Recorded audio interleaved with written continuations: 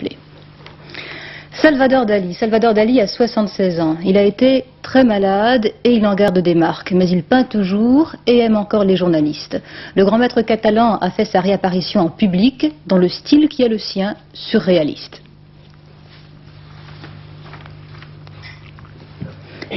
C'est en musique que Dali, accompagné pour la première fois de sa femme Gala, s'est montré hier à la presse.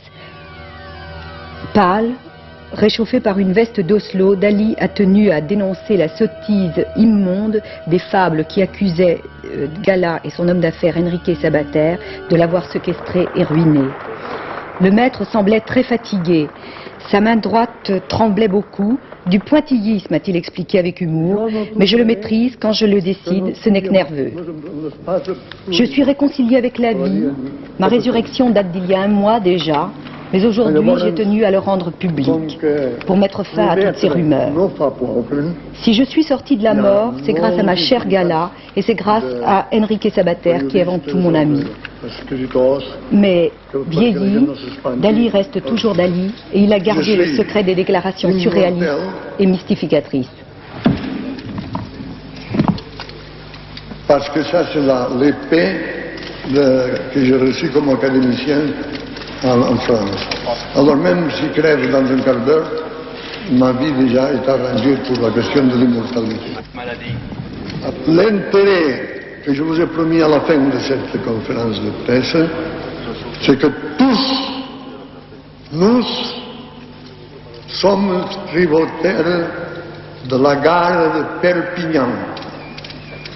Et ça c'est certain, parce que au moment de la dérive des continents, millions et millions d'années derrière, il y avait un endroit très vulnérable dans le secteur Sète, Narbonne et Perpignan. Et dans ces déchirements des continents, si ça n'aurait pas été que Perpignan a tenu ferme et ne s'est pas laissé faire, que tous nous sommes ici. Si ne c'était pas de cette façon, on verrait des choses horribles au lieu d'être chez Gala et Dali et la mairie d'ici, on se trouverait tous entourés d'horribles kangourous. Puis le maître a remis au musée Dali de Figueras, sa ville natale, le tableau qu'il a peint pendant sa maladie.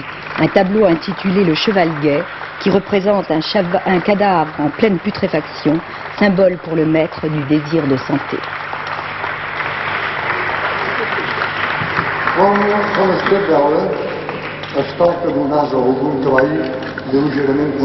Oui, ça c'était la conférence de presse, mais vous, Luce Perrault, vous avez rencontré Dali en tête à tête. Alors... Oui. Bien alors Dali va mieux, c'est évident, mais pourtant depuis février, il a passé des mois de clinique en clinique, de dépression en dépression, et son médecin le visite toujours quotidiennement. Une infirmière est auprès de lui à demeure, et puis surtout il est incapable de se déplacer sans être soutenu par 2 personnes.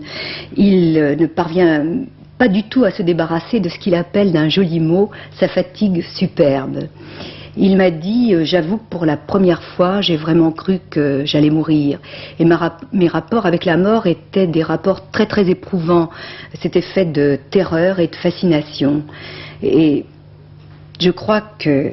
Mais pourquoi il ne veut pas mourir et il pense que c'est arrivé. Mais pourquoi est-il resté comme ça, cloîtré, sans se montrer à personne? Eh bien parce que je crois qu'il a 76 ans, il sait que le temps va lui manquer, comme je vous disais, il sent que la mort arrive et il veut se consacrer à ce qu'il appelle les choses essentielles, c'est-à-dire peindre 4 ou 5 heures par jour, alors qu'avant c'était une dizaine d'heures par jour, lire Leibniz et Spinoza, être le premier au monde à réaliser un tableau en 4e dimension, une dimension scientifiquement prouvée mais qui est invisible, et puis peindre sa moustache couleur or, parce que dit-il, dans les poils dorés, j'espère trouver l'immortalité. Merci Luce.